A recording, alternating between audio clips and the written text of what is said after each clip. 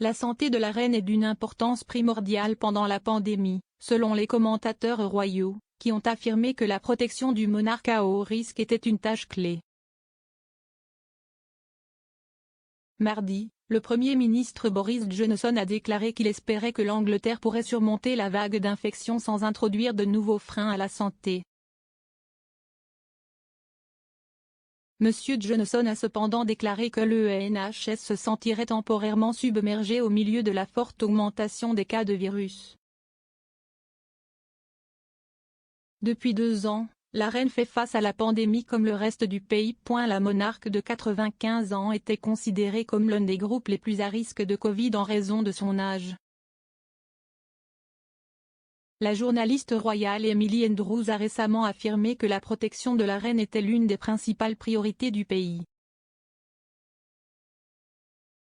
Madame Andrews parlait pour le documentaire de Channel 5, 2021, The Queen's Terrible Year, qui est sorti en novembre. Parlant de la pandémie en 2021, elle a déclaré « Garder la reine protégée contre le coronavirus était d'une importance primordiale. » La reine, le monarque britannique le plus ancien, a été vacciné, selon le palais de Buckingham. Elle et son défunt mari, le prince Philippe, décédé en avril, ont reçu leur 2e vaccin Covid en janvier de l'année dernière. Dans le but de réduire le risque de contracter le virus, le couple a également réduit le nombre d'employés de maison avec lesquels ils étaient en contact. Surnommé HMS Bubble, le groupe de 22 membres du personnel a également réconforté la reine alors qu'elle pleurait Philippe l'année dernière. L'historien royal Hugo Vickers a discuté de l'importance de protéger Sa Majesté des infections pendant le film de Channel 5.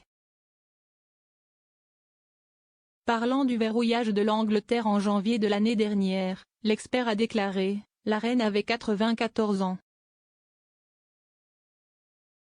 Il y avait une inquiétude considérable pour sa sécurité, extrêmement importante pour protéger la reine. Si nous avions perdu le chef de l'État au milieu de tout cela, cela aurait été un désastre absolu. »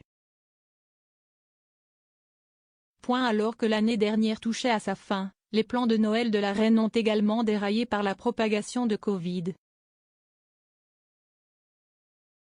La réunion festive habituelle de la famille royale au domaine de Sa Majesté Sandringham à Norfolk a été abandonnée. Au lieu de cela, le monarque a passé Noël à Windsor, où elle a reçu la visite de quelques membres choisis de sa famille, dont le prince Charles et Camilla, duchesse de Cornouailles. Dans son discours de Noël de cette année, la monarque a abordé les difficultés rencontrées par les gens en raison de la pandémie. Sa Majesté a également rendu hommage à Philippe, qu'elle a appelé son bien-aimé. Elle a déclaré « Bien que ce soit une période de grand bonheur et de bonne humeur pour beaucoup, Noël peut être difficile pour ceux qui ont perdu des êtres chers. Cette année, surtout, je comprends pourquoi. 2021, The Queen's Terrible Year est disponible en streaming sur My5.